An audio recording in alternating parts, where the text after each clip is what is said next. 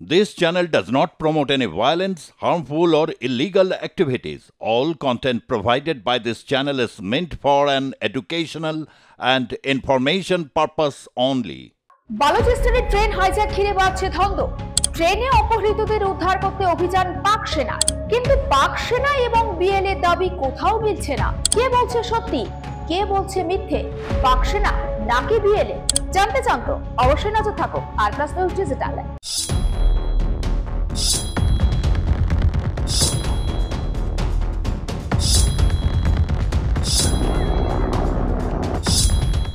বালুচিস্তানের train হাইজ্যাকের ঘটনায় কতজনের মৃত্যু হয়েছে, কতজনকে উদ্ধার করা গিয়েছে তা নিয়ে ধন্দ চলছেই।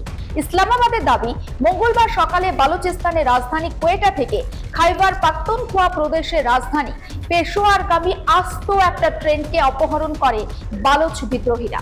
ওই সময় ট্রেনে 440 জন ছিলেন। তাদের মধ্যে 300 জনেরও বেশি যাত্রীকে উদ্ধার করা সম্ভব হয়েছে। কতজন যাত্রীকে ঠিক উদ্ধার করা হয়েছে তা সেনা বা সরকারের তরফে জানানো হয়নি। হতাহতের সংখ্যা নিয়েও একটা বিতর্ক রয়েছে। পাক সেনার তরফে বলা হচ্ছে তারা 33 জন বিদ্রোহীকে খতম করেছে। নিহত হয়েছেন 21 জন রেলযাত্রী এবং আধা সেনা বাহিনী ফ্রন্টিয়ার করে 4 জন জওয়ান। কিন্তু বিএলএর তরফে বৃহস্পতিবার দাবি করা হয়েছে তাদের 33 জন যোদ্ধা নিহত হয়েছেন, তেমনটা দাবি করেছে পাক সেনা, যদিও সেই দাবি সত্যি নয়। মঙ্গলবার সকালে কুঞ্জি এবং গাদালারের মাঝামাঝি এলাকায় মাশকাফের 8 নম্বর পাহাড়ি সুড়ঙ্গের সামনে জাফর এক্সপ্রেস অপহরণের পরই ঘটনার দায় স্বীকার করেছিল বালুচ বিদ্রোহীরা।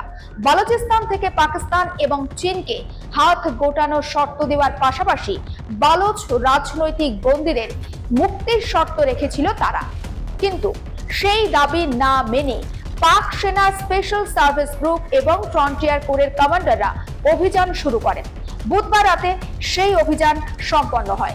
মঙ্গলবার রাত থেকে বালুচ বিদ্রোহীদের ওপর পাক সেনার বেল H-1 কোবরা হেলিকপ্টার হামলা শুরু করে বলে দাবি করা হয়েছে স্থানীয় সংবাদ মাধ্যমগুলোতে। মূলত সুড়ঙ্গের আশেপাশের পাহাড়ে অবস্থান নেওয়া বিদ্রোহীদের নিকেশ করতেই থার্মাল ইমেজিং সেন্সরও ব্যবহার করা হয় ভারী মেশিন গানের গুলি এবং গোলাবর্ষণও চলে। বুধবার ভোরের আলো ফুটতেই 8 নম্বর বাদে মাশকাফের বাকি 16টি সুড়ঙ্গকে বিদ্রোহী মুক্ত করার অভিযান শুরু করে পাক সেনা।